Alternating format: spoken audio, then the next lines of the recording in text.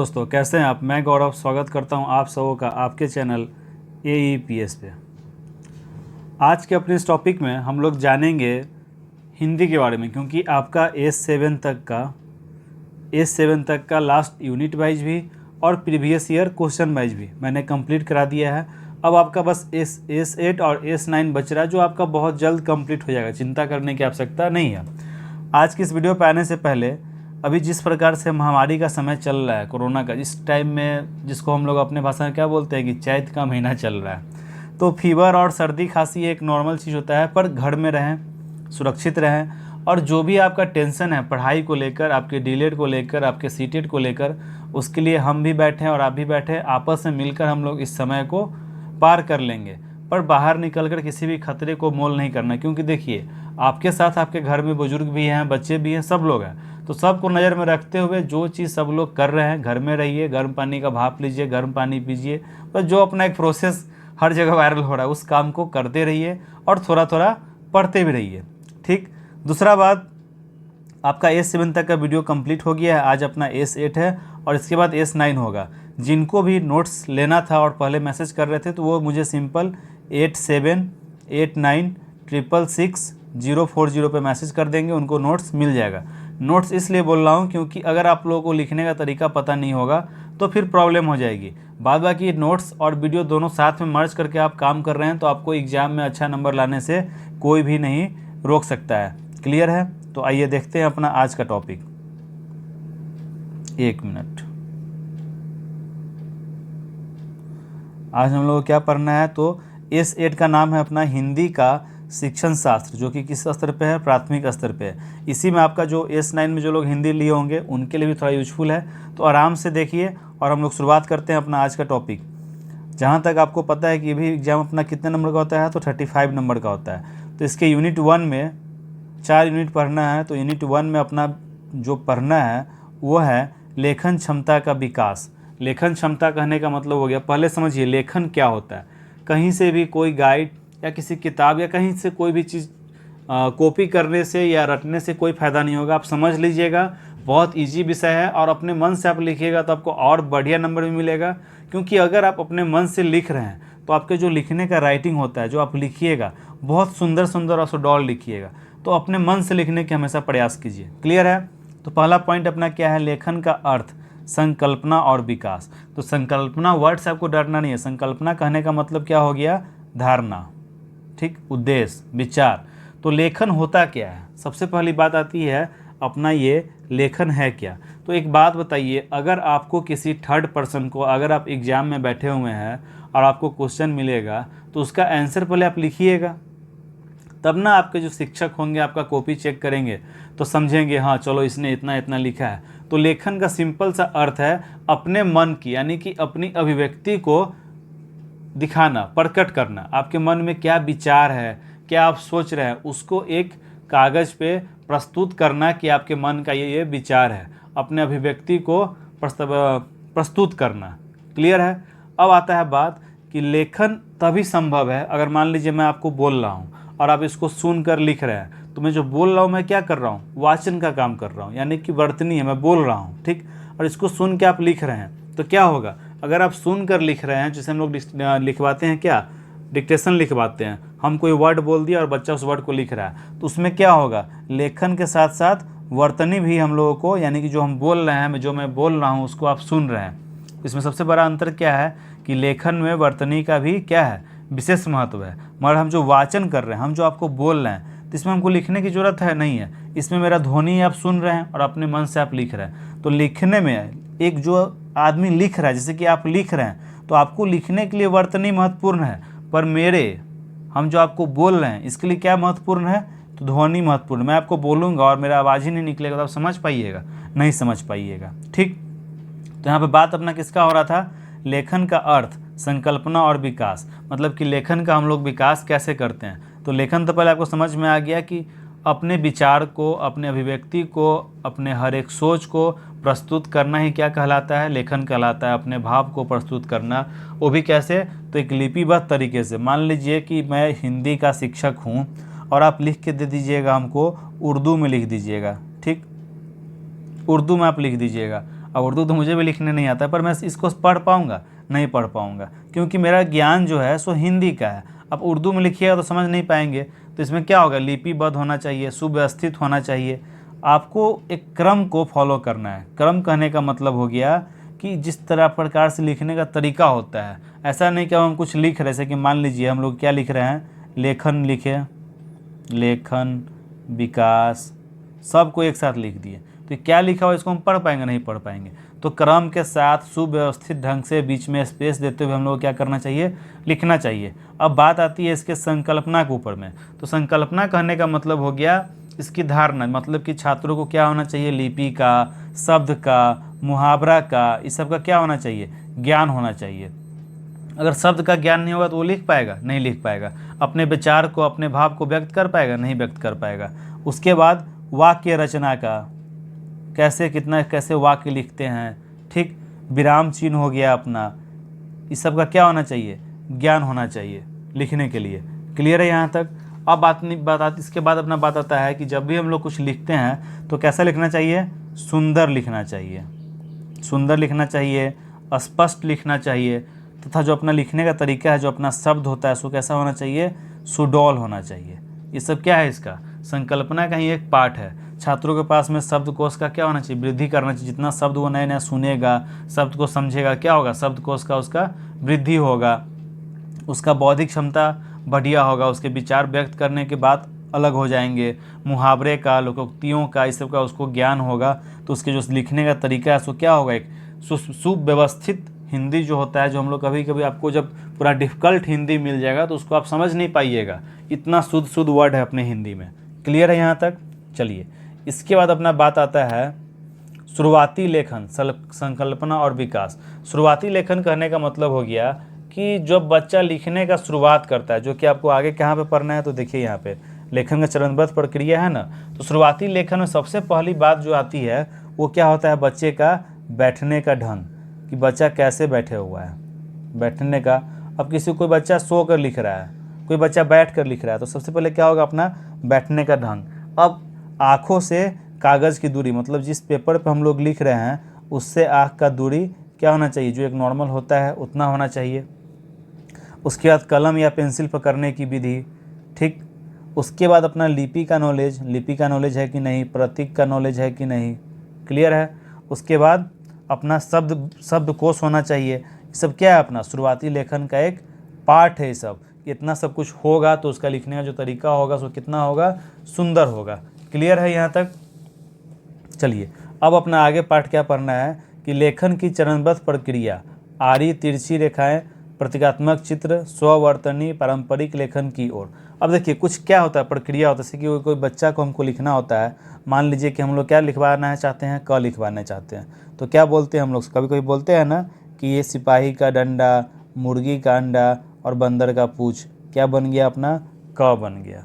क्या इसी को हम लोग क्या कर सकते हैं, अब ABCD लिखवाना है तो 1 पॉइंट 2 पॉइंट 3 पॉइंट दे देंगे, अब बोलेंगे किसको मिलाओ, तो मिल गया। इस प्रकार से मतलब आड़ी तिरछी, पहले बच्चा तो सिंपल लिखना नहीं शुरू करेगा, पहले उसको हम लोग एक सीधा लाइन, फिर इस तरह से लाइन, फिर पॉइंट टू पॉइंट मिलवाते हैं कि उसको सीधा सीधा पहले करने का नॉलेज हो।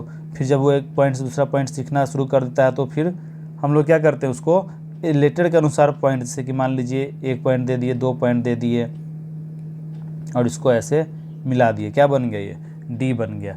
तो इस प्रकार से हम लोग बच्चे को धीरे धीरे आगे की ओर बढ़ाते हैं कि पहले वो सीधा रेखा खींचेगा, फिर टेढ़ा, फिर मेढ़ा, इस तरह करते करते कोई फिगर मिल जाएगा, फिगर में डॉटेड रहेगा, उसको वो पूरा मिलाएगा। मतलब जो बच्चा पूरा सीखता है ना, उसी चीज़ को आपको यहाँ पे करना है।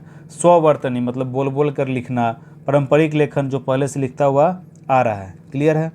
अब है अपना कि पढ़ना और लिखना में संबंध। अब देखिए, पढ़ना और लिखना में कहने का मतलब हो गया कि जब तक हम किसी चीज़ को पढ़ेंगे नहीं तब तक हमारे इसमें शब्द का नॉलेज होगा नहीं होगा।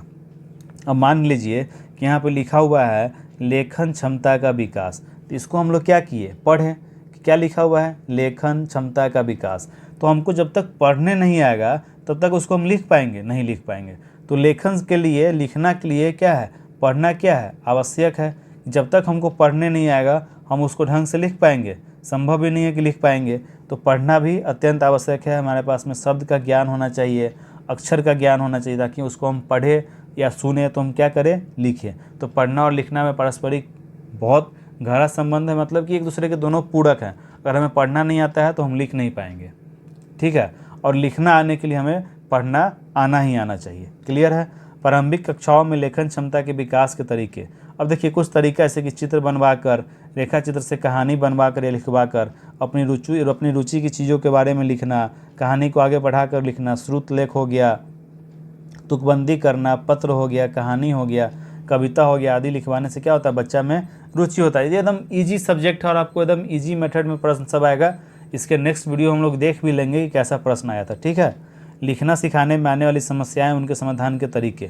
क्या वास्तव में ये समस्याएं हैं या बच्चों द्वारा सीखने की प्रक्रिया के स्वाभाविक चरण हैं। देखिए जब लिखने में कोई प्रॉब्लम आता है, कोई समस्या आता है, तो वास्तव में वो समस्या नहीं है, वो क्या है, सीखने का एक तरीका है। जब तक हम लोग कुछ गलती नहीं करेंगे, कुछ समस्याएं निकल कर बाहर नहीं आएगी, तब तक हम लोग सीख नहीं पाएंगे।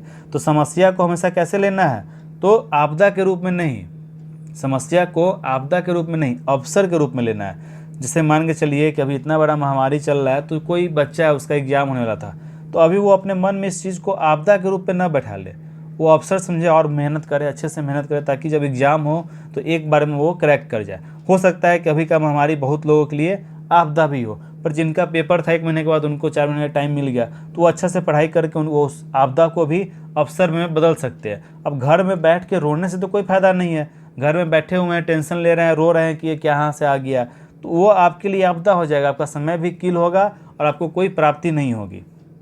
इसी चीज़ को अगर आप अवसर के रूप में लेते हैं तो क्या होगा कि आप अच्छे से पढ़ लीजिएगा, एक बार में एग्जाम में बैठिएगा, एग्जाम क्रैक कर जाइएगा, अच्छा नंबर लाइएगा। तो आप पे डिपेंड करता है कि इसको आप आपदा बना के रखे हुए हैं कि अवसर बना के रखे हुए हैं, क्योंकि एक आम आदमी के सोचने से कहने से कोई फ़र्क नहीं पड़ने वाला है। इतना अब तक आप लोग भी समझ गए होइएगा। तो इसको आप आपदा के रूप में ले रहे हैं कि अवसर के रूप में ले रहे हैं, ये पूर्ण रूप से आपके ऊपर डिपेंड करता है। बच्चों के कार्य पर शिक्षकों की प्रतिक्रिया का महत्व और स्वरूप। अब देखिए बच्चा जो कार्य करते हैं उस पर टीचर अपना प्रतिक्रिया देगा, अरे वाह बेटा कितना बढ़िया तुम लिखे हो, तो क्या होगा, और खुश हो जाएगा। फिर बोलेंगे अरे यार ऐसे नहीं करना था, इसको तुम और ऐसे करते तो और अच्छा होता, अरे कितना शुद्धि कर दिया। मतलब कि आपका जो बातचीत करने का तरीका है, जो आपका रिलेशनशिप है बच्चों के साथ में, जैसा आपका बच्चों के साथ में एक रिश्ता बना हुआ है, आप कैसे टीचर हैं, आपको अपना रिलेशनशिप आपको खुद से बिल्डअप करना होगा। ये सब चीज़ कोई आपको किताब से कहीं से सिखाएगा नहीं, ये आपका एक व्यवहार है। आपका एक व्यवहार है कि आप बच्चों से कैसे बात करते हैं, किस प्रकार से बात करते हैं, बच्चा आपसे कैसे जुड़ा हुआ है, ये आपके व्यवहार पे डिपेंड करता है, ये आप कहीं से सीख नहीं पाइएगा।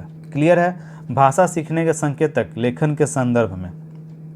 अब देखिए भाषा सीखने का संकेतक कहने का मतलब हो गया कि कुछ चीज़ सीखने का क्या होता है, कुछ धारणा होता है, जैसे कि क्या होगा, सुनना और बोलना, पढ़ना और लिखना, उसके बाद अपनी अभिव्यक्ति को प्रस्तुत करना या विचार या भाव को लिखना। तो ये सब क्या होगा, भाषा सीखने का एक संकेतक है। जैसे कि क्या हो जाएगा अपना एक सुनना और बोलना, सुनना और बोलना। उसके बाद अपना क्या हो जाएगा, पढ़ना और लिखना, उसके बाद अपना अभिव्यक्ति। ये सब क्या है, अपना एक प्रकार का संकेतक ही है जिसको हम लोग करते हैं। क्लियर है। चलिए अब नेक्स्ट यूनिट हम लोग देखते हैं अपना। नेक्स्ट है हिंदी शिक्षण में सीखने की योजना को प्रस्तुत करना। हिंदी शिक्षण में सीखने की योजना और कक्षा प्रक्रिया। इसमें क्या होगा अपना कि हिंदी सीखने का अर्थ और इसके लिए सीखने की योजना के प्रमुख बिंदु। अब देखिए जिस प्रकार से आप कोई भी विषय किसी को सिखाते हैं, कोई योजना बनाते हैं, उसका हम लोग क्या करते हैं, विचार पहले मन में करते हैं कि हिंदी सीखने का अर्थ और इसके लिए सीखने की योजना के प्रमुख बिंदु कि किसको सिखाना है। अब मान लीजिए क्लास में 10 प्रकार के बच्चे हैं, ठीक, किसी को अक्षर का ज्ञान है, किसी को वर्णमाला का ज्ञान नहीं है, किसी को कुछ भी ज्ञान नहीं है, किसी का इंटरेस्ट नहीं है, तो अलग अलग प्रकार का सबका विचार होगा ना। सबसे पहले आपको चूज करना है कि किसको क्या सिखाना है, कैसे सिखाना है, किसको सिखाना है, किस प्रकार से सिखाना है, ये सब आपका किसका होगा, योजना का प्रमुख बिंदु होगा। तो हम लोग कैसे लिखेंगे, इसका पॉइंट बनाएंगे, किसको सिखाना है, क्या समस्याएं हैं, क्या उसके बाद किस प्रकार से सिखाना है, जब समस्या पता चलेगा तो उसका समाधान करेंगे। तो ये सब क्या होगा, आपका योजना का एक बिंदु ही है। उसके बाद अपना नेक्स्ट पॉइंट क्या है, हिंदी शिक्षण के लिए सीखने की योजना के प्रमुख प्रकार। वही चीज़ अपना है कि किस प्रकार से हमको सिखाना है या सीखना है, उसमें वही किसको करना है, किसको पढ़ाना है, किसको नहीं पढ़ाना है, किस प्रकार से पढ़ाना है, वही चीज़ अपना जाएगा। हिंदी का रचनात्मक शिक्षण और कक्षा प्रक्रियाएँ। अब हिंदी सिखाने में आप बच्चे से पढ़वा रहे हैं कि नहीं, बच्चे से रुचि उसका पूछ रहे हैं कि नहीं, उसको पूरा स्वतंत्र आज़ादी दिए हैं कि नहीं अभिव्यक्ति अपना व्यक्त करने के लिए, ये सारा कुछ अपना आता है। हिंदी शिक्षण हेतु सीखने की योजना की चुनौतियाँ। अब कोई बच्चा है जिसको बहुत सारा प्रॉब्लम हो रहा है, वो उसको वर्णमाला का भी ज्ञान नहीं है, कक्षा 5 में चला गया, तो वो क्या होगा, ये आपकी योजना का एक चुनौती होगा कि आप उस बच्चे को किस प्रकार से डील कर रहे हैं, तो आपके लिए क्या बनेगा, एक चुनौती बन जाएगा। क्लियर है। अब है अपना हिंदी का व्यवहारिक व्याकरण और वर्तनी। देखिए, भाषा संरचना, वर्ण, शब्द और वाक्य, ये आपके नोट्स में अवेलेबल है, आपको याद कर लेना है, ग्रामर का पार्ट है। संदर्भ आधारित व्याकरण यानी कि ग्रामर इन कंटेक्स्ट, जो आपको मैंने S6 में ही बताया था। गतिविधियाँ और व्याकरण, गतिविधि कराकर कुछ चीज़ सिखाना। जैसे कि मान लीजिए हम संज्ञा सिखा रहे हैं, तो संज्ञा किसी व्यक्ति, वस्तु, स्थान के नाम को क्या बोलते हैं, संज्ञा बोलते हैं। अब 10 बच्चा खड़ा हो गया, वहाँ पे ईंटा भी रख दिए, कोई फोटो बना दिए ताजमहल का, उस प्रकार से आपको गतिविधि करके सिखाना है। अशुद्धियाँ और उनका निराकरण, अगर हम श्रुत लेख लिखवा रहे हैं, उसमें कुछ अशुद्धियाँ आ रहा है, तो हमको लोग क्या करेंगे, उसका प्रैक्टिस करवाएंगे, शब्द का ज्ञान देंगे, वर्णमाला का ज्ञान देंगे, तो क्या होगा, उसका निराकरण होगा। वर्तनी की अशुद्धियाँ और निराकरण, जोर जोर से बुलवा कर पढ़वाना, पहले शब्द को ज्ञान देना, दिलवाना, उनकी रुचि के अनुसार मुहावरे, कहानी, कविता, इसको सुनना, सुनाना, इस प्रकार से करके हम लोग वर्तनी को भी ठीक कर सकते हैं। क्लियर है। हर कुछ आपके नोट्स में अवेलेबल है और आपके नोट्स का लिंक नीचे डिस्क्रिप्शन में भी अवेलेबल है। क्लियर है। पॉइंट 4, यूनिट 4, हिंदी शिक्षण में आकलन। अब देखिए, आकलन कहने का मतलब हो गया, शुरू पे एकदम स्टार्टिंग में चले जाइए। आकलन क्या होता है, तो आकलन में हम लोग किसी चीज़ को चेक करते हैं कि वो आपने जो सिखाया, कितना सिखाया, कैसे सिखाया, बच्चे उसको सीखे कि नहीं सीखे। तो इसमें क्या होगा, दो चीज़ बन के आएगा। क्या अपना बोल रहा है कि सीखने की प्रक्रिया के रूप में, शिक्षार्थी को सीखने में मदद करने के रूप में, शिक्षा तंत्र को प्रतिपुष्टि देने के उत्पाद तथा प्रक्रिया, यानी कि इतना लंबा कहानी नहीं, सिंपल सा एक, आप ध्यान में रखिए, विद्यार्थी और दूसरा अपना शिक्षक। ठीक, विद्यार्थी कहने का मतलब हो गया कि देखिए, जो आप आकलन कर रहे हैं, तो आकलन का सिंपल सा मतलब है कि बच्चा क्या सीखा, आपने पढ़ाया, उसके बाद आपने बच्चों से कुछ पूछा, एक्सेस किया कि उसकी रुचि क्या है, अभिव्यक्ति क्या है, वो कहाँ तक जान रहा है, क्या नहीं जान पा रहा है, क्या समस्या है, वो सब क्या अपना पार्ट है, आकलन का ही एक पार्ट है। तो विद्यार्थी के रूप में जब हम लोग आकलन करेंगे तो क्या जानेंगे कि छात्र क्या जानता है, छात्रों की रुचि कौन कौन सी है, छात्रों की विशिष्ट आवश्यकताएं क्या क्या है, छात्रों की योग्यता के अनुसार उसका पाठ्यक्रम का चयन हुआ है कि नहीं हुआ है, कक्ष में छात्र हमेशा आपको उपस्थित हो रहे हैं कि नहीं हो रहे हैं, उनका वर्गीकरण सही से आपने किया है कि नहीं किया है, वो कंफर्टेबल फील कर रहे हैं कि नहीं कर रहे हैं, तो सब क्या होगा, अपना एक आकलन का ही पार्ट है। यही अगर अध्यापक के रूप में हम लोग देखेंगे तो अध्यापक के रूप में अपना क्या हो जाएगा कि छात्रों के कौशल, योग्यता तथा अधिगम क्षमता को पहचानने में अध्यापक जो हैं सो वो हैं कि नहीं, परस्पर योग्यतापूर्ण है कि नहीं है। ठीक, शिक्षण विधि का चयन करने में, क्योंकि आपको क्या पढ़ाना है इसका चयन कौन करेगा, अध्यापक। एक मिनट, थोड़ा पानी पी लूँ मैं, आवाज़ इतना गर्मी है ना आजकल कि नॉर्मल वर्ड बोलने में भी लोग फंस जा रहे हैं। कहाँ थे हम लोग, अध्यापक के रूप में, कि वो उनकी जो योजना बनेगी तो वो किस प्रकार से शिक्षण विधि का चयन किए हैं, कैसा विधि पढ़ाना है, नई कक्षाओं में जाने से पहले उन्होंने अपना पूरा योजना बनाया है कि नहीं बनाया है। तो टीचर भी अपना क्या करेगा, आकलन करेगा कि किस प्रकार से हमको कैसे काम करना है। क्लियर है। उसके बाद अपना क्या है, हिंदी भाषा में सतत और समग्र आकलन की संकल्पना। सतत मतलब किताबी रूप से, और समग्र मतलब सतत और व्यापक को यहाँ पे क्या लिख दिया, समग्र लिख दिया। तो आपको सिंपल सा सतत और व्यापक मूल्यांकन पता होगा तो आप किसी भी विषय में उस चीज़ को डील कर सकते हैं। सतत मतलब हो गया आपके कक्ष के अंदर का, और व्यापक में चारों तरफ का, विद्यालय के बाहर का भी। ठीक, भाषा में आकलन के विभिन्न तरीके, विभिन्न क्षमताओं का मूल्यांकन, मौखिक आकलन, अवलोकन, लिखित आकलन, प्रस्तुति, अभिनय, पोर्टफोलियो, जासूची, रेटिंग स्केल आदि। देखिए, यहाँ पर जितना वर्ड आप देख रहे हैं इसमें सबसे मेन क्या है, आपका पोर्टफोलियो आपसे एग्जाम में पूछेगा, अवलोकन पूछेगा। अवलोकन क्या हो गया, अवलोकन करने का मतलब हो गया जब आप बच्चे को पढ़ा रहे हैं तो उसी में अवलोकन के पाठ में ही हम लोग जात सूची और रेटिंग स्केल का हम लोग क्या करते हैं, उपयोग करते हैं। अगर किसी बच्चे को आप पढ़ा रहे हैं, कक्षा 5 में बच्चा है, कक्षा 5 का बच्चा है, ठीक, और इसमें आपने 10 बच्चों का ग्रुप बना दिया। ठीक, 10 बच्चों का आपने ग्रुप बना दिया, इसमें आपने इस प्रकार से ग्रेडिंग किया कि किसको कितना आ रहा है। A B C और अपना D। अब जो अच्छा से पढ़ रहा है उसको आपने A दिया, जो अच्छे से नहीं पढ़ रहा है उसको आपने B दे दिया। इस प्रकार से आप रेटिंग स्केल का भी उपयोग कर सकते हैं। क्लियर है यहाँ तक? यहाँ तक क्लियर है? चलिए इसके बाद हम लोग आगे बढ़ते हैं। आगे अपना क्या है कि हिंदी भाषा शिक्षण के आकलन में प्रश्नों की क्या भूमिका होती है। इस चीज़ को समझने के लिए सबसे पहले हम लोग हिंदी भाषा शिक्षण के आकलन में प्रश्नों की भूमिका, आप किस प्रकार के प्रश्न पूछ रहे हैं, कैसे पूछ रहे हैं। एक वर्ड आपका छूट गया, पोर्टफोलियो।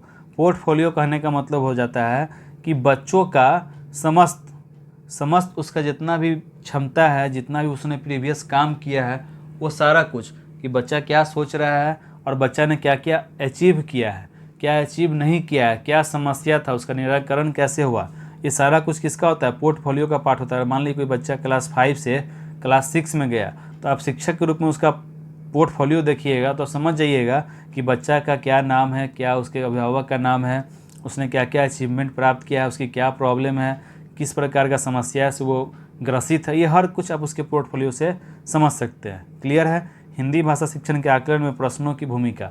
देखिए प्रश्न आप जो पूछ रहे हैं, अभिव्यक्ति के रूप में पूछ रहे हैं, आपने जो पढ़ाया है उसके रूप में पूछ रहे हैं, तो ये भी डिपेंड करता है एक शिक्षक के ऊपर। क्लियर है?